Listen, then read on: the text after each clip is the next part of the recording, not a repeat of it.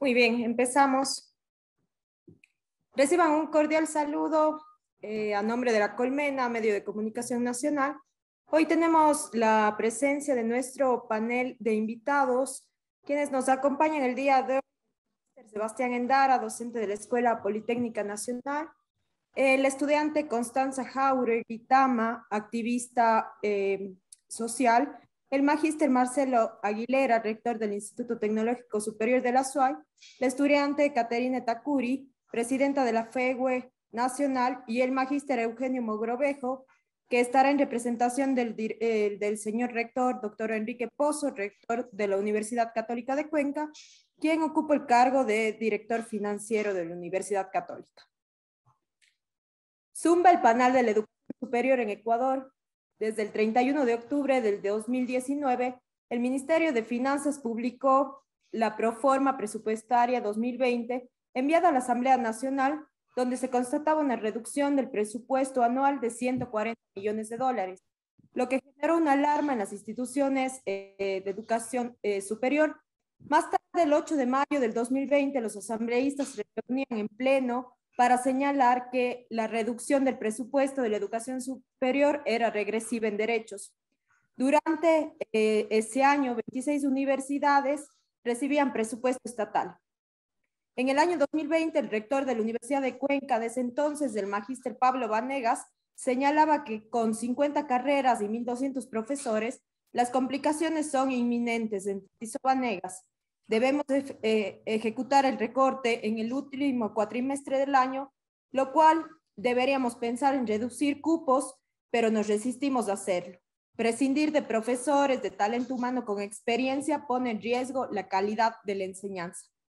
En plena crisis generada por la pandemia, los recursos para la educación superior se desplomaban y es así que cientos de docentes y personal administrativo contratado fueron removidos de sus cargos a pesar del riesgo de disminuir la calidad educativa por la falta de personal.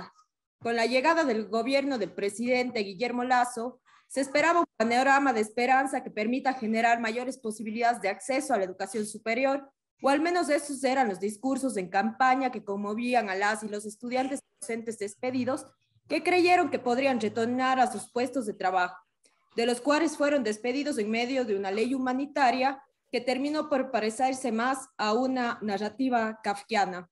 El día 18 de agosto se dio a conocer un manifiesto por parte de las instituciones de educación superior pública en que suscribían varias primeras autoridades de universidades e instituciones de educación superior del país, donde expresaban que la Constitución ecuatoriana, al referirse a la educación, la reconoce como un derecho constitucional en su artículo 26, afirma que era indispensable para el conocimiento y el ejercicio de los derechos y la construcción de un país soberano, que constituye un eje estratégico para el desarrollo nacional, que será gratuito hasta el tercer nivel de educación superior y que constituye un deber ineludible e inexcusable del Estado.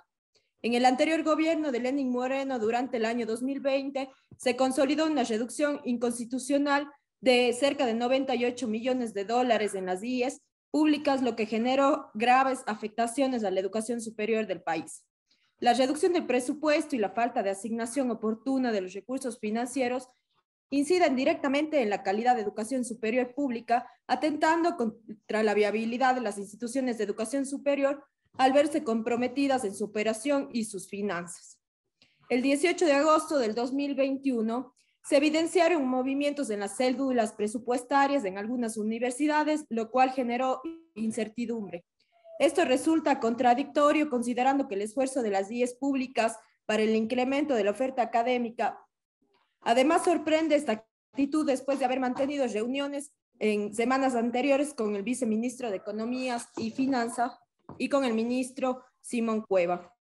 Más tarde, el 23 de agosto de 2021, las principales universidades privadas del país expresan a través de un comunicado público que el presupuesto que servía para cubrir las becas de los estudiantes, tras la resolución del Consejo de Educación Superior CES de reducir en más de 12 millones que eran destinados a estudiantes de escasos recursos, ha impedido la ampliación del acceso a la educación. Lo señalan como tanto el CES como la CENACYT han convertido la ampliación del acceso a la educación superior en frase vacua. que cabe bien en los discursos, pero que no inspira en los hechos, como señalaron. Hoy nos enfrentamos a un panorama con una neblina turbia que no permite a los habitantes ecuatorianos vislumbrar un escenario favorable para la educación superior de nuestras y nuestros jóvenes. Zumba el panal hoy en este encuentro del avispero con todos nuestros distinguidos y distinguidas panelistas. Muy buenas tardes, sean bienvenidos y bienvenidas a este zumbido por la educación superior.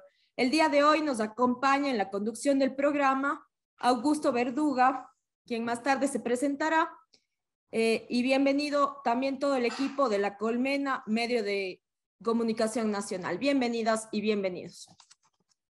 Bueno, gracias Claudia por ese contexto que nos has presentado. Mi nombre es Augusto Verduga, soy militante de la Colmena, entusiasmado de compartir este espacio con nuestros invitados de lujo. Quisiera, antes de arrancar ya de lleno con el cuestionario, quisiera pasar revista rapidísimo, de forma muy somera, a los perfiles de nuestros invitados. Tenemos el agrado y el honor de tenerlo a Sebastián Endara. Él es licenciado en Ciencias Humanas, máster en Desarrollo, doctorante en Educación, es docente de la Escuela Politécnica Nacional, editorialista del diario El Telégrafo y cuenta con más de 10 años de experiencia como docente universitario. Bienvenido, Sebastián, muchas gracias. Seguidamente, Constanza Jáuregui. Ella es estudiante de Derecho de la Universidad de Cuenca, es militante por la educación pública desde el año 2018, feminista y militante de izquierda. Muchísimas gracias, Constanza, por tu participación. Contamos también con la participación de Marcelo Aguilera Crespo. Él es abogado por la Universidad de la SUAY, es magíster en Derecho Tributario por la Universidad de Cuenca y en Derecho, Empresa y Justicia por la Universidad de Valencia. Actualmente, Marcelo se desempeña como rector del Instituto Superior Tecnológico de la SUAY. Muchas gracias, Marcelo. Tenemos también a Catherine Takuri. Ella tiene 23 años, posee una trayectoria importante en la defensa de los derechos estudiantiles, en el activismo feminista y también en la defensa de los derechos humanos. Actualmente ocupa el cargo de presidenta de la Federación de Estudiantes Universitarios del Ecuador. Y finalmente cerramos con Eugenio Mogrovejo Rivera. Él es máster en Administración de Empresas, ingeniero comercial y actualmente jefe financiero de la Universidad Católica de Cuenca desde agosto del 2018. Muchísimas gracias, Eugenio, por el tiempo. Bien, ya nos hemos puesto en contexto, ¿no? Con todo lo que ha hecho Claudia. Sabemos que se aprobó o que el CES aprobó el informe presentado por la CENESID. Hay un riesgo de merma en este rubro destinado a las becas para las universidades privadas. La primera pregunta que quisiera formularles es la siguiente. En términos generales, ¿cuáles son los principales problemas que afrontan hoy por hoy las diferentes instituciones de educación superior del país? ¿Y quiénes son los más afectados y en qué medida? Esta pregunta está dirigida a Marcelo, Sebastián o Constanza. Muchas gracias. Buenas tardes con todos, con todas. Qué gusto compartir este espacio. No sé si me adelanto respondiendo, lo hace Constanza, que la pregunta está dirigida para los dos. Barra libre, en todo caso. Yo le voy a hacer a Constanza entonces para que, no sé qué piensa, sino poder responder. Muchísimas gracias. Adelante. Buenas tardes. Claudia, Marcelo, Eugenio, Augusto, Catherine, Sebastián. Es un gusto para mí estar aquí, compartir este espacio con ustedes. Creo que a bastantes los conozco justamente por el mundo de la educación, por la lucha de la educación, y es para mí realmente un honor que este debate se ponga sobre la mesa. Como mencionó Augusto y Claudia, soy estudiante de la Universidad de Cuenca, una universidad pública. Me debo a la universidad pública y ahí mismo me he hecho militante, al igual que mi compañera Catherine, por las causas como la justicia social, el feminismo y la educación pública. Entonces, respondiendo a tu pregunta, Augusto, de cuáles son los principales problemas que afrontan hoy por hoy las instituciones de educación superior y quiénes son los más afectados, voy a empezar por la segunda pregunta. En el Ecuador, para el 2020, según cifras del INEC, 32 de cada 100 ecuatorianos vivían con menos de $2 diarios. Con menos de $2 diarios. Estamos hablando de que 32 de cada 100 personas con una capacidad económica, capacidad adquisitiva, y sus hijos no pudieran acceder a educación, porque literalmente nos ponen a escoger entre comer o ir al centro de salud, entre comer o estudiar. pues es obvio, no podemos dejar de atender una necesidad para atender otra. No podemos dejar de tener hambre para que nuestros hijos vayan a la universidad. Entonces, para mí, la reforma que está planteada de la LOES es directamente un atentado contra las clases populares. Me atrevo a decir que es una declaración de guerra contra las clases populares de este país, contra los más de 2 millones de personas que viven en pobreza. Y creo además que la educación es justamente esa herramienta que nos ha permitido la movilidad social. Es una de las herramientas que para el año 2016 el Ecuador tenía un sistema terrible de educación y en 2016 recibimos un reconocimiento a nivel regional porque logramos la movilidad social a través de la educación superior. Entonces creo que eso no debemos descuidar. Obviamente con una reforma en la que se plantea cobrar por una nivelación, es muy difícil que las personas de los 3 primeros quintiles accedan al sistema de educación superior. Escuchaba hace unos días una entrevista del rector, del vicerrector de la Universidad Politécnica Salesiana, y él decía que el 80% de sus estudiantes pertenecen a los 3 primeros quintiles. Poniéndole un costo a la educación, por muy bajo, entre comillas que sea, este 80% de personas que estudian en la Universidad Politécnica del Ecuador no pudiesen estudiar. Nos estamos enfrentando no únicamente a una privatización gradual de la educación, sino que nos estamos enfrentando a que el país deje de desarrollarse. Porque si no tenemos jóvenes educándose, ¿qué va a pasar, no? Y estamos viendo una crisis migratoria fuertísima que tampoco está desligada de este fenómeno. Si los jóvenes no estudian, pues lo que hacen al encontrarse en una situación de extrema pobreza es migrar para ayudar a sus familias y migrar de forma riesgosa, de forma forzosa, porque no están migrando porque quieren. A mí me parece bastante grotesco que se quiera a día de hoy cobrar la educación, además después de una crisis sanitaria que nos ha dejado también con una crisis económica. Ya compartirán los demás panelistas, pero para mí la reforma de la LOES además es completamente en contra de la Constitución del Ecuador, y uno de los principios de nuestra Constitución, que nuestra Constitución contempla, es que la educación no tenga fines de lucro. Y al proponer cobrar, estamos violando este principio, este acuerdo que hemos tenido como ciudadanos y ciudadanas con el Estado. Asimismo, desde 2018, el año justamente en el que yo empecé mi militancia por la educación pública debido a los recortes, hasta el día de hoy se han recortado 246 millones, que es el equivalente al 17.5% del presupuesto global del sistema. El golpe a la educación ha sido brutal.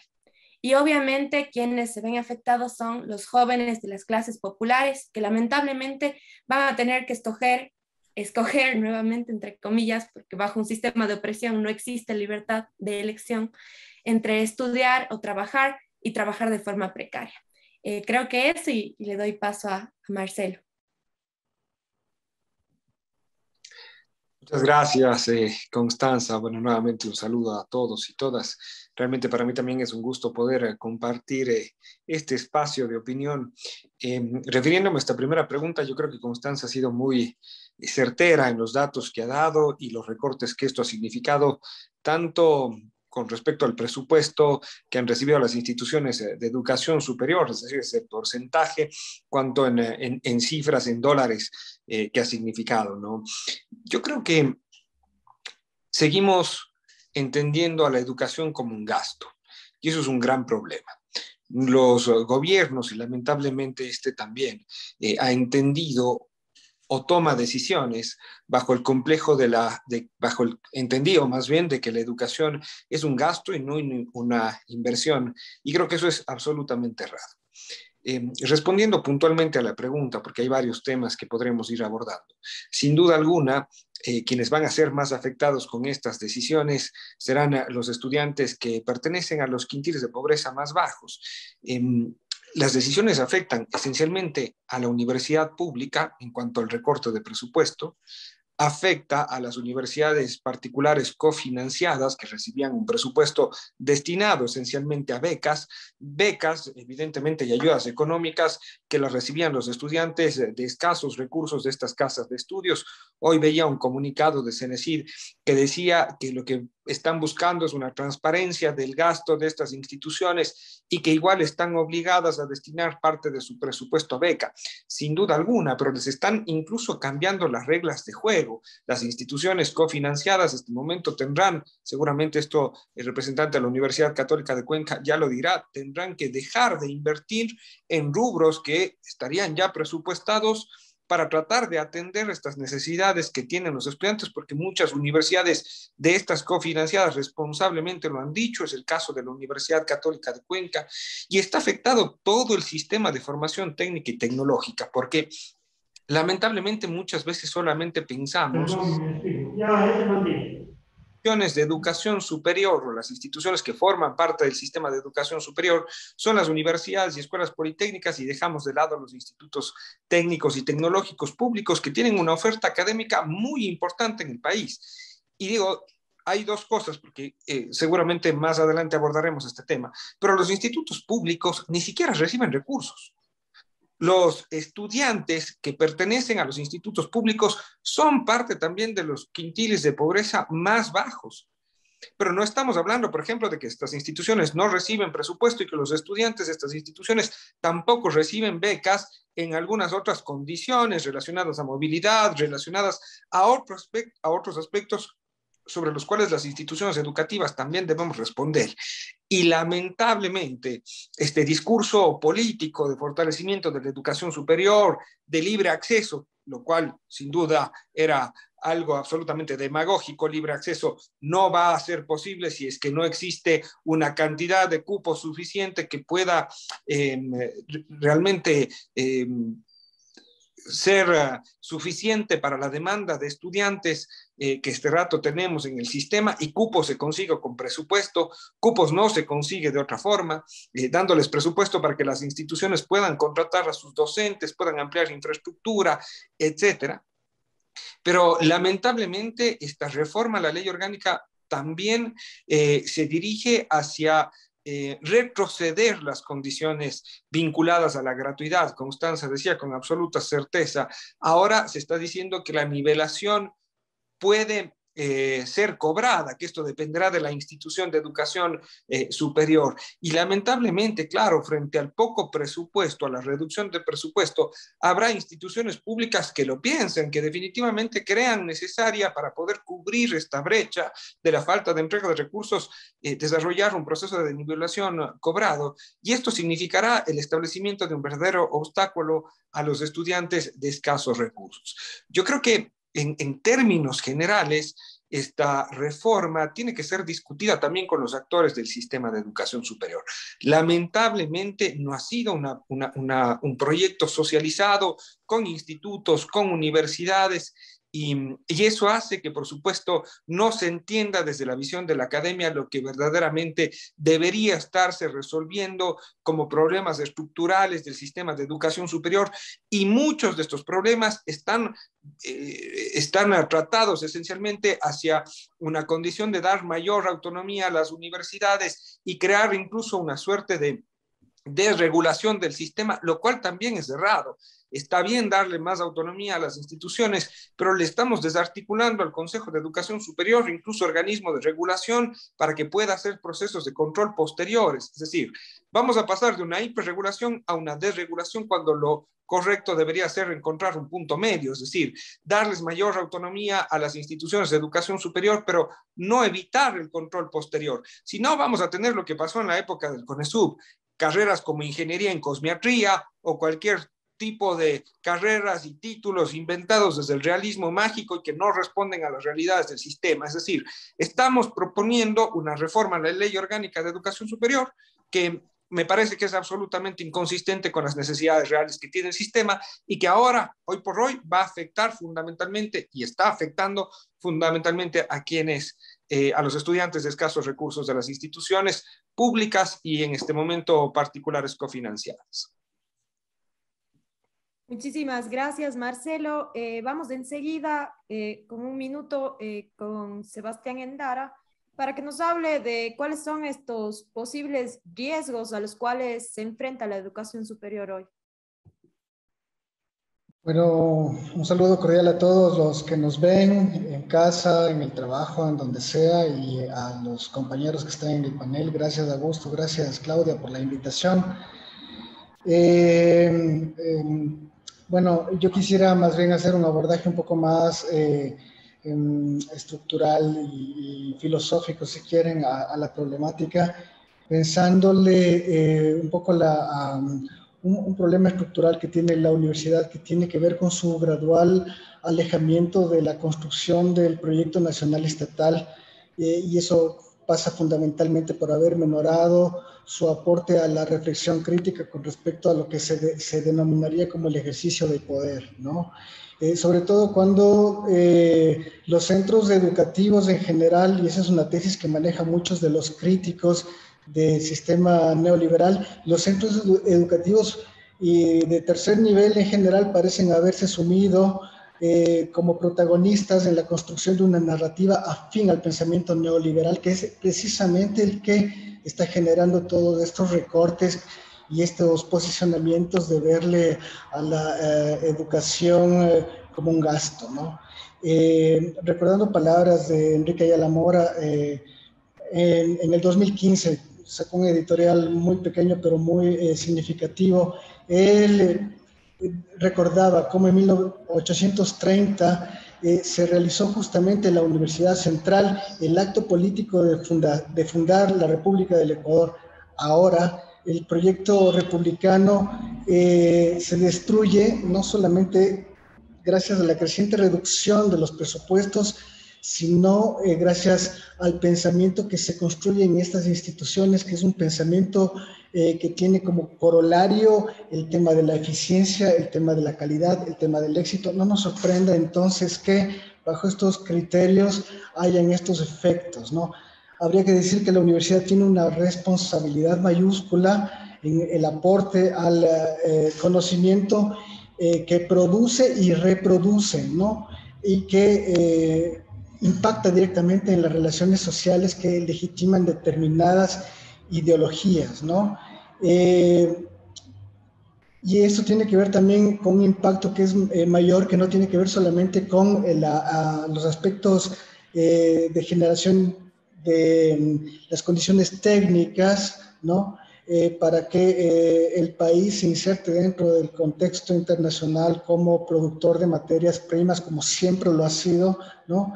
Sino en la transformación de ese sujeto que permite la existencia de un Estado que representa los intereses de la sociedad. En esa medida me parece que es muy importante que se retome el papel transformador de la universidad como parte de un proyecto que busca la profundización de los derechos sociales, ¿no? Y esto está atado precisamente a la propia estructura orgánica, funcional y administrativa de la universidad, que se ha plegado sin mayor crítica a todos estos procesos de administración, también desde un poder único y autoritario que debe ser criticado. Igual que la reducción presupuestaria, también el tema de plegarse indistintamente a la decisión del poder. Esas son las herencias que tiene, por ejemplo, el proyecto de la reforma de Córdoba, que fue actualizado recientemente. Eso por lo pronto, muchas gracias. Muchísimas gracias, estimado Sebastián. Pasamos rápidamente a la siguiente pregunta. Por favor, recordando a nuestros distinguidos panelistas que tendremos un tiempo de 2 minutos para resolver cada una de las preguntas. Muchísimas gracias. Ciertamente la asignación se ha venido reduciendo drásticamente. En el año 2016, el Ecuador invertía el 2.1 del PIB en inversión en educación superior, y esto ha ido decayendo. En el año 2020 cayó al 1.7% y hoy la asignación total es menor que la del año anterior, lo cual no se compadece con el incremento demográfico. Cada vez tenemos más gente, más bachilleres, pero menos recursos. ¿Cómo le han hecho frente a estos recortes presupuestarios? ¿Qué estrategias se han promovido para afectar mínimamente a los estudiantes? Esta pregunta está dirigida al magíster Marcelo Aguilera y al estudiante Catherine Takuri. Muchísimas gracias. Bien, yo me voy a referir fundamentalmente desde la experiencia de la formación técnica y tecnológica, porque nuevamente debo recalcar en que los institutos técnicos y tecnológicos no reciben recursos. Es decir, el único aporte que recibe del Estado este tipo de formación es el pago de los docentes, pero no hay recursos para gastos administrativos, no hay recursos para infraestructura y para los diferentes, incluso las necesidades de otorgamientos de becas, ayudas económicas que requieren los estudiantes y la implementación de los diferentes proyectos relacionados a vinculación, investigación, etcétera.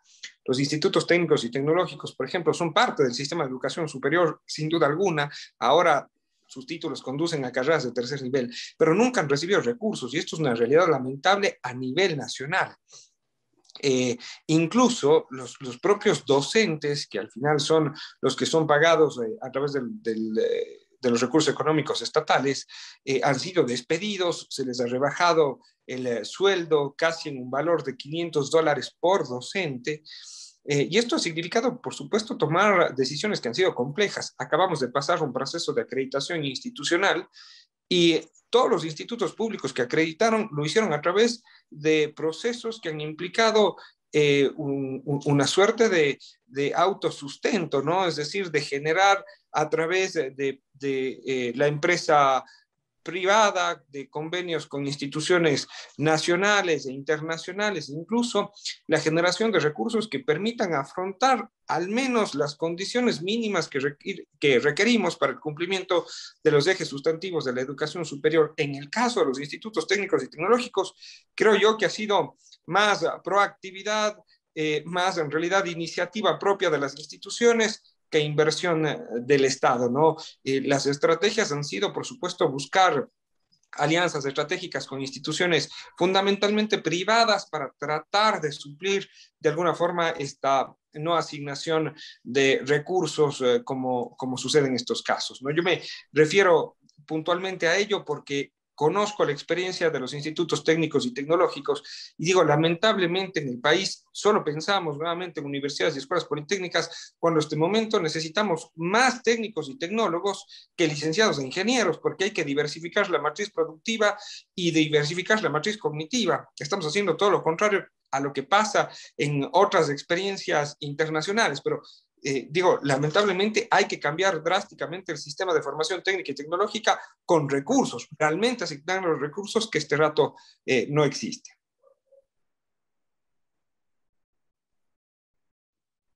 Muchísimas gracias. Buenas tardes con todos, con todas. Es un gusto para mí poder compartir este espacio en un tema tan importante y tanto realce en los últimos días. Como estudiantes nos encontramos muy preocupados con todos los sucesos que se han venido presentando en las últimas semanas. Y respecto a la pregunta, precisamente quisiera yo mencionar algo que en estos días pasó. De hecho, anoche la CENESID publicó un comunicado que decía que existe un aumento del presupuesto con respecto del 2020 de aproximadamente 38 millones de dólares, 36 millones de dólares, lo cual resulta una total falacia. Ya lo ha dicho bien Constanza con números precisos de cómo ha sido el recorte presupuestario en estos años. Recordemos que para el 2020 presentamos un recorte de 98 millones de dólares. Entonces, ahora la CENESID al decir que que sube el presupuesto de 36 millones, en realidad nos sigue debiendo, ¿no? No hay un aumento real del presupuesto, seguimos estando en contra con el tema del presupuesto asignado para las IES, y es preocupante, ¿no? ¿Por qué? Porque como universidad, la pregunta decía cómo se ha hecho para que se afecte mínimamente a los estudiantes, y es preocupante saber que en realidad siempre vamos a ser los más perjudicados los estudiantes. En el año 2020, la Universidad de Cuenca afrontó un recorte en la planta de personal docente. Los docentes que estaban contratados fueron ya despedidos, ya no se les renovó su contrato. De igual manera, las IES, en este caso la Universidad de Cuenca, tuvo que reordenar y verificar cómo iba a ser la nueva organización del presupuesto. Se recortó presupuesto en investigación, se recortó presupuesto para la vinculación con la comunidad, becas en los estudiantes. Entonces, en realidad no podemos hablar a ciencia cierta y decir que no, que se está afectando mínimamente. Hay sectores vulnerables que se han visto muy afectados por esto, pero como estudiantes, desde el 2018 hemos venido organizándonos y alzando nuestra voz, en este caso 2018 con el gobierno de Lenín Moreno y ahora con el gobierno de Lasso, para que nuestras voces sean escuchadas con respecto a la defensa de nuestros derechos. Gracias, Marcelo. Catherine, justamente a propósito de esto que comentas, esto último, hubo unas declaraciones bastante elocuentes hace muy poco tiempo por parte del secretario Rivadeneira. Él ha dicho que no es verdad que se van a tener que recortar fondos de las becas básicamente porque el Estado va a entregar dinero a las universidades particulares. Y ha dicho textualmente que una parte vendrá del fondo de compensaciones del impuesto a la renta, si yo he entendido bien. ¿Qué opiniones merece esto? ¿Podrá compensarse esa merma presupuestaria por esta otra vía? Esta pregunta está dirigida al magíster Eugenio Mogrovejo y también a Sebastián Endara. Buenas tardes a todos los compañeros que estamos participando en este panel.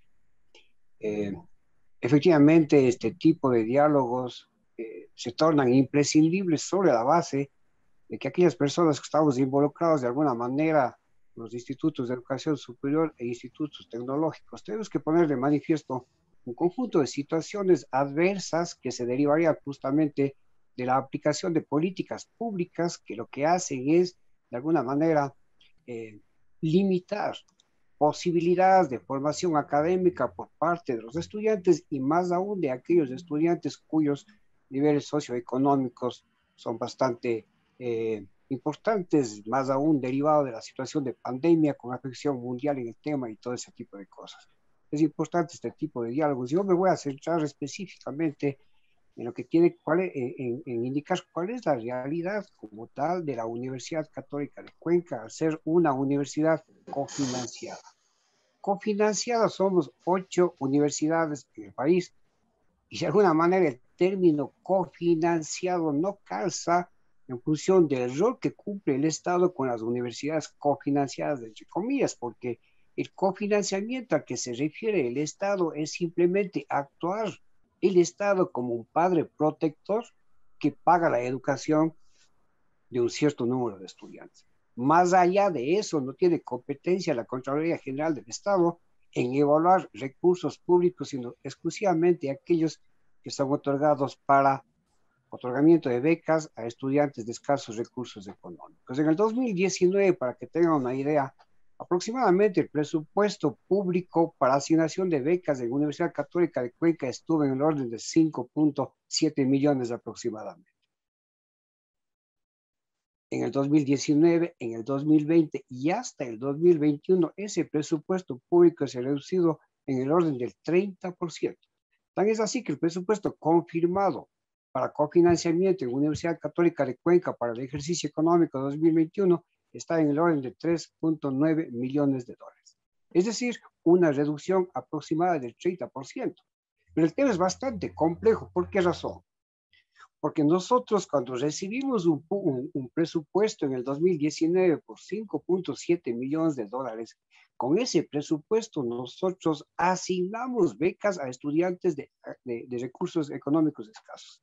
Y la ley nos obliga a renovar esas becas en el mismo porcentaje, en el 100% como tal.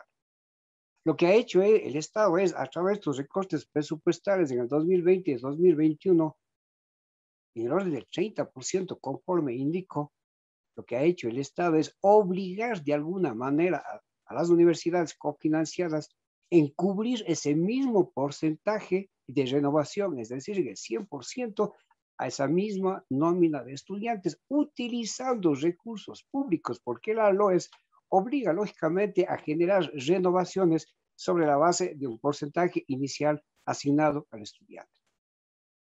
La Universidad Católica de Cuenca solamente en el año 2020 ha tenido que asumir renovaciones por becas públicas con recursos institucionales en el orden de 2.7 millones de dólares.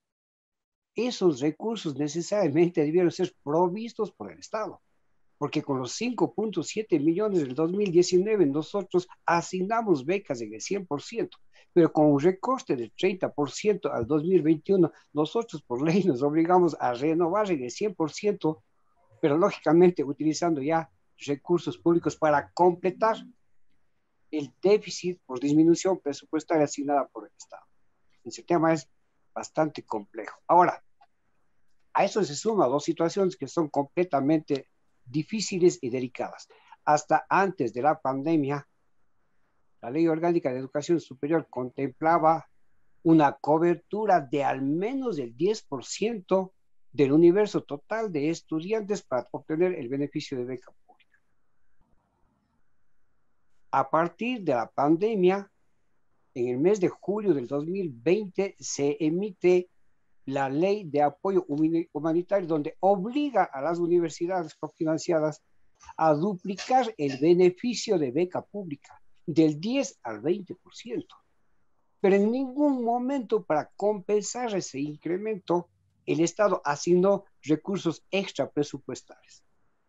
Es decir, la universidad tuvo que asumir ese incremento, porque es un tema que necesariamente tiene que demostrarse al ente de control, lógicamente sustentado en normativa específica definida en la Ley de Apoyo Humanitario. Ahora, el proyecto de ley que dice, el proyecto de reformas, incrementar incluso al 25% de cobertura.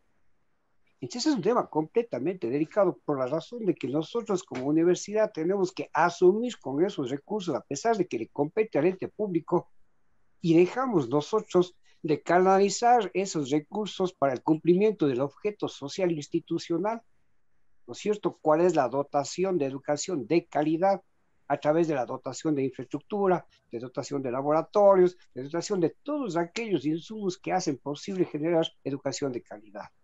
El tema FOPEDEUPO, que a la larga es el fondo que reparte las asignaciones para las universidades públicas y para el cofinanciamiento de universidades particulares. Este es un tema que está vigente ya 25 años, si no estoy mal. El FOPEDEUPO fue creado en el año 96-97 y en el FOPEDEUPO fue rectificado de alguna manera hace unos 14 años atrás a través de la inclusión de componentes y de parámetros que necesariamente se obliga a cumplir la universidad desde la óptica de investigación, desde la óptica administrativa, desde la óptica académica, que son aquellos que puntúan en más para ser mayores beneficiarios de fondos FOPEDEUPO. Pero de ninguna manera, por ejemplo, se valora y se justiprecia el esfuerzo que hacen las universidades cofinanciadas, particularmente la Universidad Católica de Cuenca, en el hecho de que incluso se ha alcanzado más allá de las expectativas públicas para lograr mayor cobertura de becas. Entonces, el tema es bastante complicado. Yo revisé, tengo unas cifras donde, por ejemplo, solamente en el año 2020,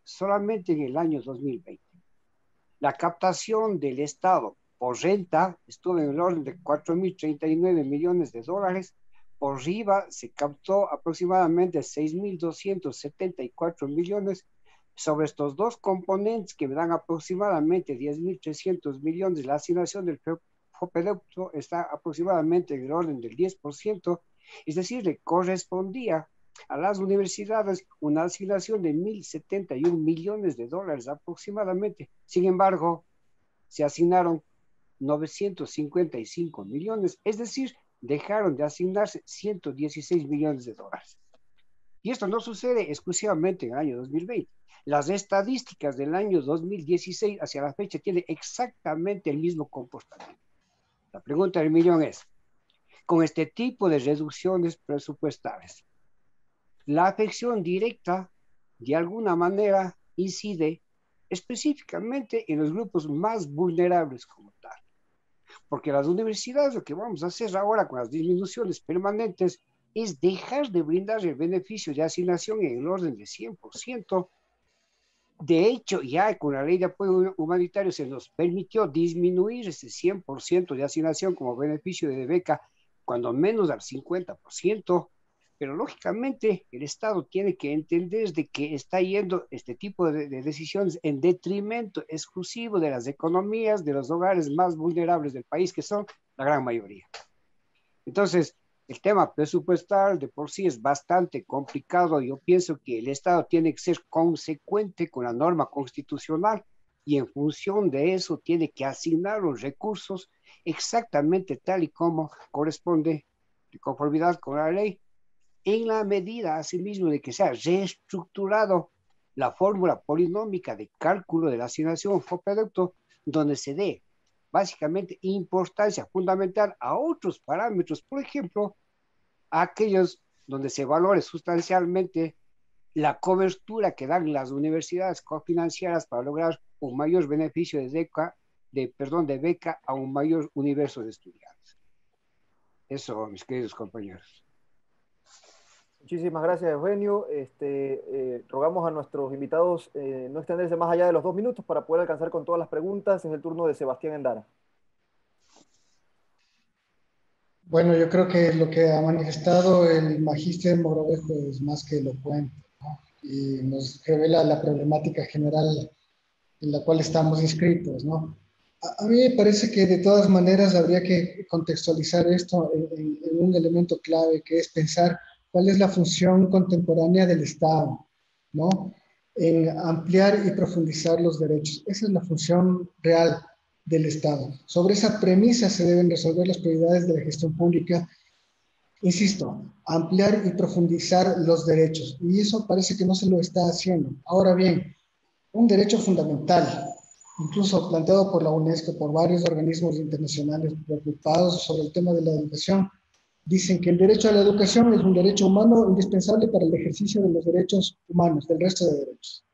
Si se recorta la posibilidad de seguir ampliando el derecho a la educación, pues, estamos restringiendo en general los derechos. Eso es lo que yo podría comentar. Gracias, Sebastián. El gobierno ha hablado de la posibilidad de ampliar las carreras técnicas. ¿Es esta la solución ante el problema de las universidades? Pareciera que el argumento implícito fuera que la educación universitaria y politécnica puede afrontar ciertos recortes siempre y cuando se abran más institutos. ¿Qué opinan? Por favor, le damos la palabra al magíster Marcelo Aguilera. Yo creo que abrir más institutos, al menos de carácter público, de privados, por supuesto, estaría bien, pero al menos de carácter público es impensable. Es impensable por varias razones. La primera es porque ni siquiera a este rato se asignan recursos a los institutos públicos existentes. Difícilmente se podrían asignar recursos a nuevos institutos públicos, ¿no? Y esto hay que decirlo categóricamente porque si no, Cenecit estaría actuando como un padre irresponsable que tiene muchos hijos y que no tiene la forma de mantenerlos, ¿no? Hay institutos que, por ejemplo, tenemos una nueva oferta académica, pero lamentablemente no tenemos, aprobada por el Consejo de Educación Superior, pero que lamentablemente no tenemos los docentes para poder responder a esa oferta académica y, por tanto, dar más cupos al sistema de educación superior. La primera parte de la pregunta decía que este gobierno ha hablado de la posibilidad de ampliar las carreras técnicas y tecnológicas. Eso es fundamental para el país.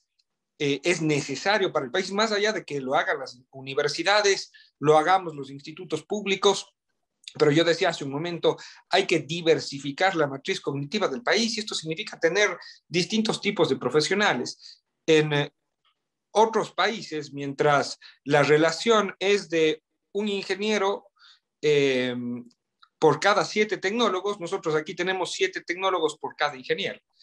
Y tenemos 7 ingenieros por cada tecnólogo, y esto necesariamente se tiene que cambiar.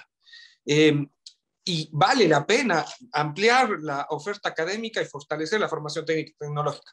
Pero lamentablemente, en el gobierno de Moreno y en este gobierno, al menos con la reforma que ha sido planteada, no se fortalece de ninguna forma a los institutos técnicos y tecnológicos de carácter público. No hay ninguna norma que, por ejemplo, hable de autonomía financiera, administrativa para los institutos, de darles mayores recursos, de crear un fondo como FOPEDEUPO para las universidades y escuelas politécnicas, y seguimos manteniendo una formación de tercer nivel, pero con absolutas condiciones de decadencia, y hay que decirlo de manera directa. Sí, totalmente Gracias. coincido. Dale, Catherine. Por supuesto que no, es más bien una medida parche que además resulta demagógica Y aquí también algo que ya había mencionado Mauricio, es que existe una desarticulación tremenda entre la educación secundaria y en la educación superior. Es por eso que la desinformación al momento de las postulaciones pasa, ¿no? Que tenemos 2.500 postulantes para ingeniería o para derecho, para medicina, y 20, 40, 50 postulantes para carreras que aparentemente socialmente no están valorados. Entonces, ahí la importancia de que se reestructure o que se articule lo secundario con lo superior para que al momento de las postulaciones exista una reorganización, una redistribución en cuanto a las necesidades nuevas, que ya se había también mencionado eso, las necesidades del hoy, de nuestra sociedad actual, ¿sí? Y además, otro tema, ¿no? No necesitamos tan solamente que se amplíen, ya lo mencionó el ponente anterior, necesitamos presupuesto, necesitamos infraestructura, nadie está hablando de la infraestructura, el gobierno de Lazo no está hablando de infraestructura, simplemente suelta términos que se van a ampliar los cupos. En el caso de la Universidad de Cuenca, estamos a la espera del funcionamiento del campus Dualsai, pero no solamente necesitamos ahora esa infraestructura, sino además, dado de la mano el presupuesto y la planta docente. Hemos tenido un recorte en los docentes, como lo había mencionado. ¿Cómo va a funcionar entonces el campus Balsai? Hay la necesidad de autonomía, de presupuesto, de infraestructura, y que todo esto llevado de la mano sí podría garantizar una educación de calidad y de calidez para los estudiantes. Lo cual se conecta con el principio de integralidad, ¿no?, que establece la propia Ley Orgánica de Educación Superior. Pero ya vamos a hablar sobre eso. Antes quisiera hacerle la siguiente pregunta a Constanza y, bueno, ¿por qué no también a Catherine? Y es que la Constitución y la Ley Orgánica de Educación Superior hablan de algo fundamental. Conciben a la educación superior como un derecho gratuito y de calidad.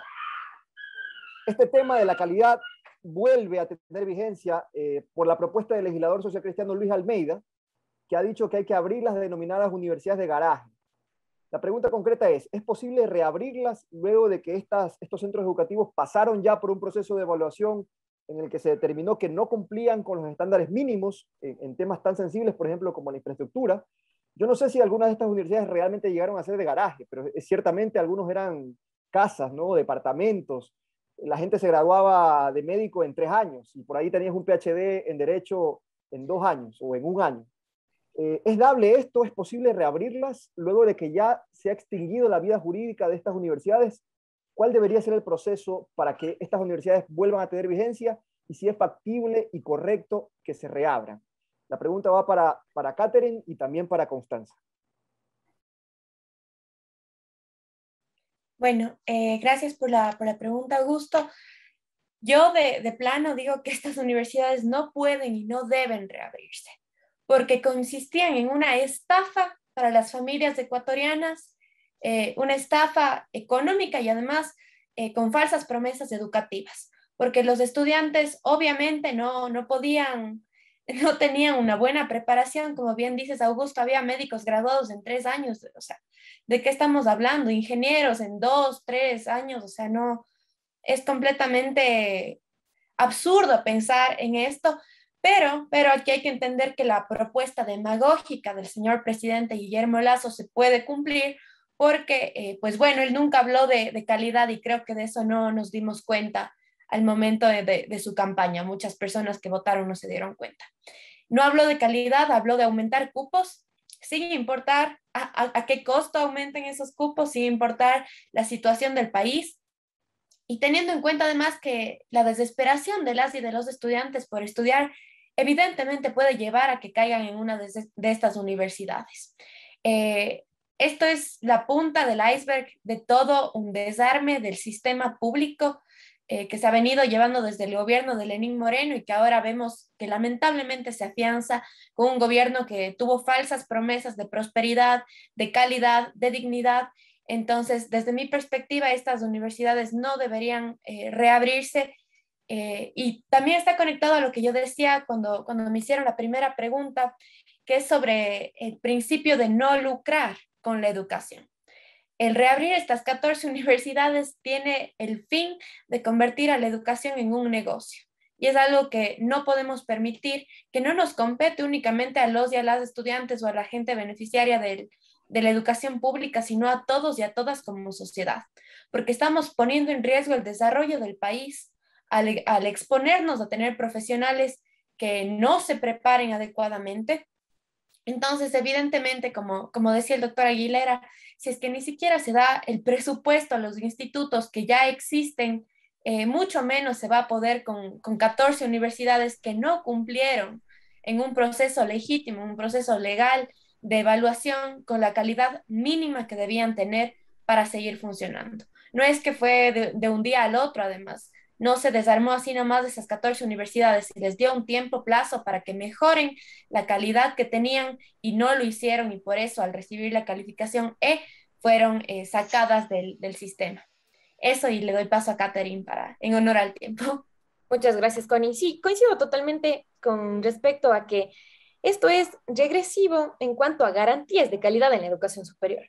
Volveríamos a lo que ya había mencionado Connie, ¿no? Un espacio de lucro, un espacio en el que la educación es un negocio y el garantizar calidad es lo último. Entonces, aquí llega otra situación en torno a la LOES, a la reforma con la facultad que daba al CES para ingerir, ¿no? Para intervenir.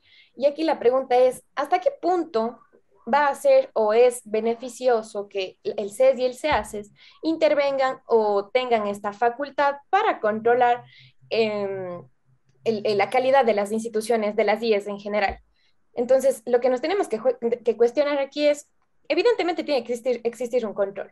Eso está más que claro, pero que no sean ese control que ha estado existiendo, ¿no? Que profesores se matan horas y horas llenando matrices que envía el CEACES y el CES en vez de dar clases. Se pierde clases, otra vez se vulnera la calidad de la educación, otra vez no hay la autonomía que se debería tener. Entonces, aquí recalco y retomo las palabras de Connie. No podemos regresar, no podemos ser regresivos en cuanto a garantías en torno a la calidad de la educación y más bien repensarnos si de verdad la solución está en esto o el gobierno debería ya empezar a tomar cartas en el asunto con los recortes que hemos venido viviendo en los últimos años y que nos dejen desventaja nuevamente como estudiantes y como país en general con una educación nefasta. Solo quisiera agregar una pequeña cosa, y es que pecamos de ingenuos al creer que Lazo está improvisando o que está haciendo esto así nomás porque no sabe manejar el Estado. Sabe perfectamente lo que está haciendo, y está desarticulando y desarmando el sistema público y el sistema de educación, porque mientras quita becas, por ejemplo, los bancos abren créditos educativos. Entonces, responde a una agenda muy bien planificada en la que se pone la crisis económica sobre los hombros de las clases populares, sobre los hombros de los y de las estudiantes, y además también una cuestión que está atravesada por el género, porque quienes más se benefician de las becas, pueden buscarlo a nivel mundial, son las mujeres. Las mujeres que son madres de familia, que fueron madres jóvenes, que sostienen su casa además económicamente y que no pueden estudiar si es que no es con una beca. El 12% de estudiantes, del 36 total por ciento de estudiantes que se benefician de las becas en las universidades cofinanciadas son mujeres. Entonces tenemos que tener eso también en cuenta. Lazo no está improvisando, está aplicando una agenda neoliberal que además responde y se viene arrastrando desde la firma con el FMI en 2019, en donde una de las condiciones fue que se reduzca el presupuesto en cuanto a educación, en cuanto a todo el plano social, y eso es lo que estamos viendo, ¿no? Créditos educativos, universidades de garaje y calidad es lo de menos. No sé si que puede hacer un comentario, Claudio, tal vez al respecto. Claro que sí, adelante. A ver, aquí sí es importante, se está hablando del lucro por parte de las universidades. Y al hablar del lucro, lógicamente, se habla específicamente de las universidades privadas como tal. Y digo privadas porque, lógicamente, en contexto, la universidad pública como tal, ¿no es cierto?, alimenta recursos a todas sus universidades y, lógicamente, se la basa en la planificación anual. Pero lo que tiene que ver con universidades privadas, es importante recalcar que en el mes de octubre del 2020, el CES emitió una normativa relativa a un reglamento de no lucro por parte de las instituciones de educación superior. Ese reglamento de no lucro obliga a las universidades a que cualquier excedente que puedan tenerlas sean necesariamente investidas en el patrimonio institucional. So pena de juzgamiento, so tema de generación, ¿no es cierto?, de juicios a representantes legales sobre la base de incumplimiento, porque ahí tiene que haber una participación de control directo, tanto el SRI cuanto firmas de auditoría externa. Nosotros, por ley, nos obligamos a hacer exámenes de auditoría externa todos los años. Y ahora, en esos exámenes de auditoría externa, a más de incluir el dictamen o la opinión del auditor externo, debe incluir necesariamente un informe de cumplimiento del reglamento de no lucro, es decir, el auditor externo tiene que verificar de que aquellos excedentes que resulten de la generación de un ejercicio económico sean necesariamente invertidos o reinvestidos específicamente en el objeto institucional. Eso es importante aclarar porque sí se puede dar lugar a la generación o a pensar una y otra circunstancia respecto de qué sucede con esos excedentes como tal. Eso es fundamental y está siendo controlado. Ahora, ¿por qué? Porque además de que asume la responsabilidad del representante legal de la universidad, asume la responsabilidad del área financiera de la universidad y asume la responsabilidad sobre todo del auditor externo. Es decir, ¿quién auditó los estados financieros institucionales? Prohíbe ese reglamento a tener cualquier tipo de inversión en las universidades privadas que no respondan efectivamente al objeto institucional, y aquellas otras inversiones que pueda tener una u otra universidad privada se obligan a generar procesos de desinversión inmediata. Eso es lo que estamos haciendo y están haciendo algunas universidades particulares justamente para dar cumplimiento a esta normativa expedida por el CES. Muchísimas gracias a todos por su participación. Ahora vamos a hacer una barra libre para que todos y todas puedan participar. La Ley Orgánica de Educación Superior tiene un principio que es la integralidad. Esto también lo contemplan algunas legislaciones de diversos países, el cual persigue una articulación entre la educación superior y los objetivos del país. Es dable hablar de la falta de libertad cuando se privilegian los cupos para aquellas carreras que se ajustan con los objetivos del Plan Nacional de Desarrollo.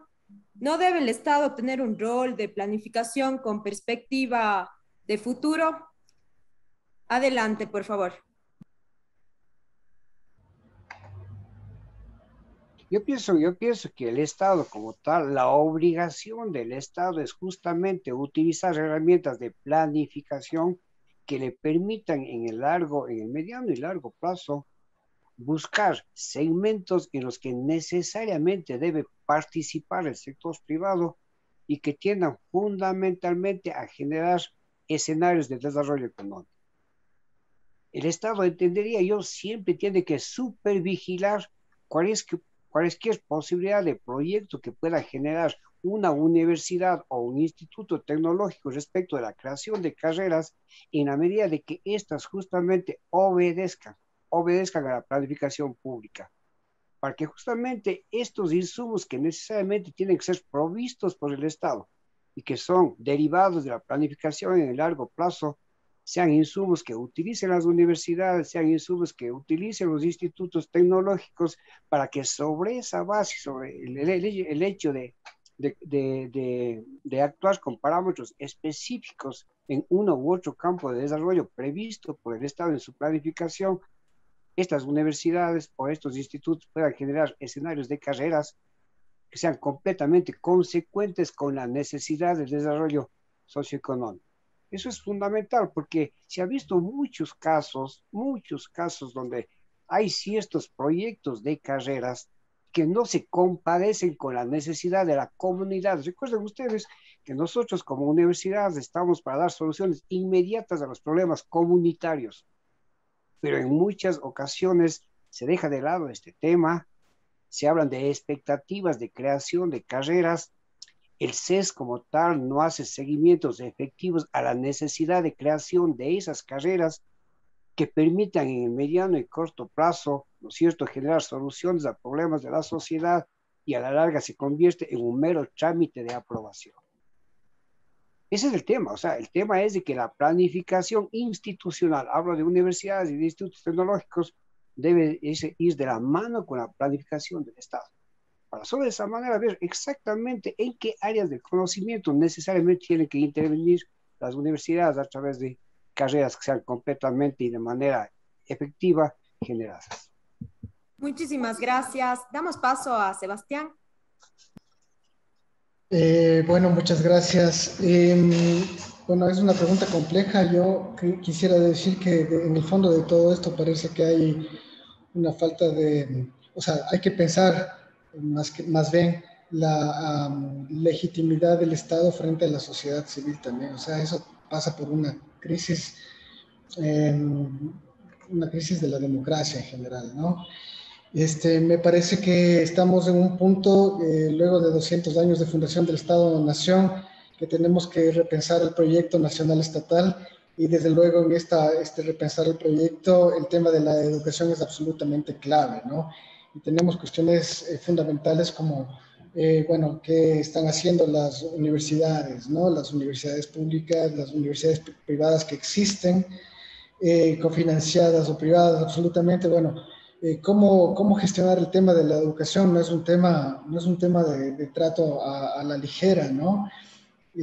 Por un lado criticamos el tema de las universidades de garage, pero aceptamos las maestrías de un año y los doctorados que nos ofrecen las universidades cubanas, venezolanas, argentinas o de cualquier lado. Entonces, no, tengamos un poco de coherencia con el tema también. Por otro lado, aceptar la planificación de un Estado deslegitimado que sabemos que no necesariamente responde a los intereses de una sociedad, me parece que también es criticable, ¿no? Entonces ahí necesitamos generar también todo un proceso de gestión nuevo que permita posicionar el tema de la educación como un tema tan importante, ¿no?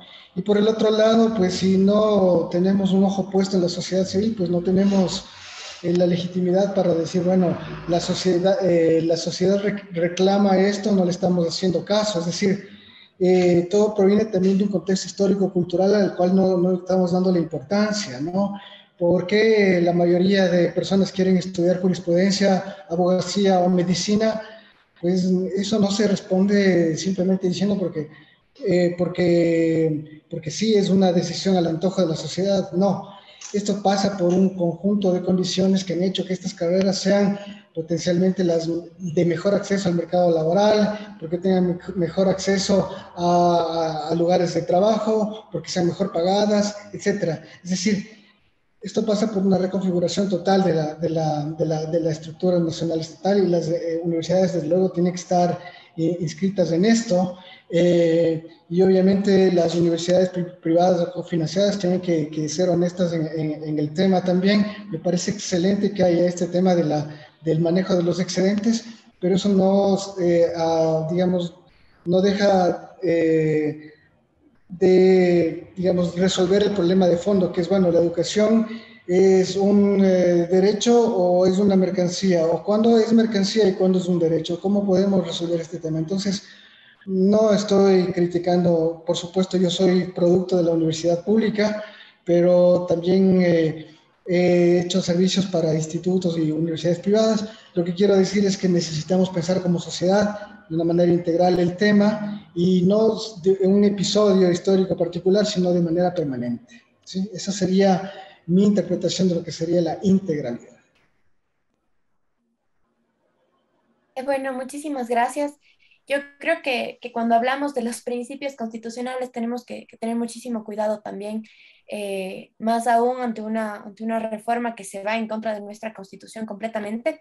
Quería traer a colación en uno de estos temas que la economía del Estado y la educación van de forma complementaria y obviamente debe haber una planificación, ¿no? ¿Por qué?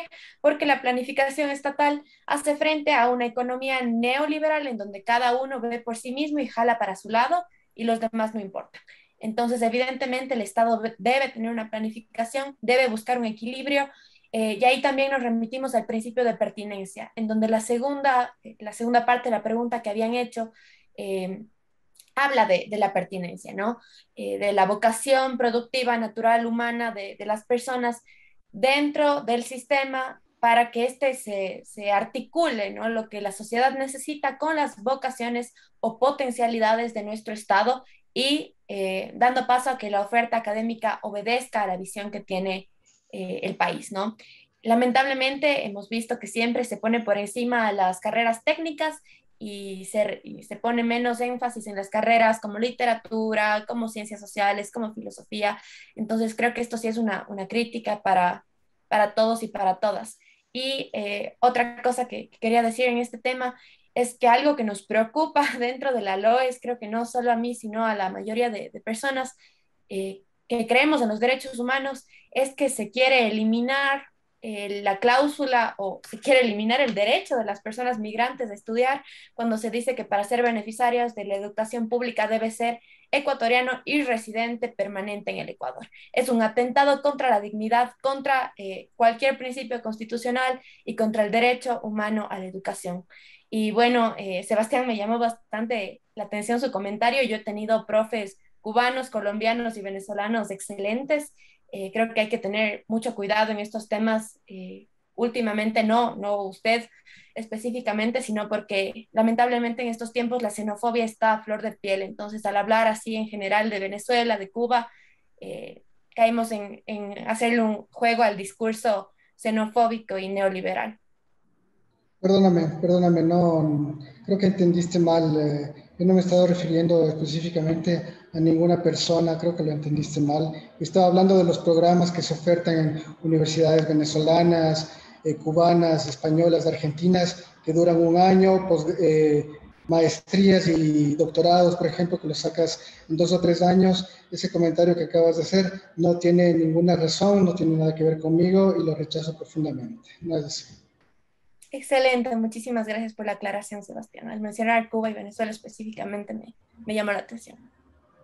No, y lo puedo volver a hacer, pero en el contexto que te digo, son las universidades que provienen de estos países que todo el mundo conoce, ¿no? Las universidades de España. Ahora, en el contexto de la globalización, por ejemplo, se ofertan universidades de un año muy rápidas. En fin, me parece que yo estaba haciendo un llamado precisamente a que seamos coherentes con esto. Es decir, por un lado criticamos la apertura de universidades de garaje, pero por el otro lado nos contentamos con una cantidad de títulos que provienen de universidades que no conocemos, que esperamos que tengan la legitimidad, pero que bueno, están ahí y nosotros simplemente estamos con una política del cartón, ¿no? Que no garantiza que tengan los conocimientos, que no garantiza que haya un aporte pertinente. Una cuestión, por ejemplo, que me permites hablar efectivamente es el papel de las universidades en la producción de conocimiento con pertinencia territorial, con pertinencia cultural, con pertinencia identitaria, afianzando los pilares reales del proyecto nacional estatal. A mí me parece que la universidad tiene que también preocuparse por eso. Efectivamente, eso pasa también por la estructuración de su presupuesto, pero ahí tienen que estar las universidades repensando las propuestas nacionales estatales y me parece que por un lado el énfasis técnico, tecnológico, dejan de lado estos problemas políticos, sociales que sobre todo están ligados a la generación de un ciudadano adecuado para el nuevo contexto. Si tú miras los planes de organización de todas las instituciones de educación superior y de educación en general, tienen como premisa la creación de un excelente ciudadano, de un buen ciudadano para el Ecuador del futuro. Bueno, ¿cuántas de ellas están logrando aquello? ¿Estamos preocupados realmente en aquello? A mí me parece que ese es un tema de discusión. Bueno, Claudia, me voy a robar un minuto rápidamente para ya respetando el tiempo de todos y todas. Más bien, para culminar, evidentemente, Connie ya lo dijo, hablar de libertades no se puede en un país donde el sistema oprime por todos los lados que lo podamos ver, aún más en el sistema educativo. No podemos hablar aún de libertades cuando no se tiene el acceso, no hay garantías de acceso y se sigue violentando derechos constitucionales que están consagrados en nuestra Carta Magna, donde se garantiza, dice el acceso a la educación, y siempre nos olvidamos de esta parte y la permanencia, ¿no?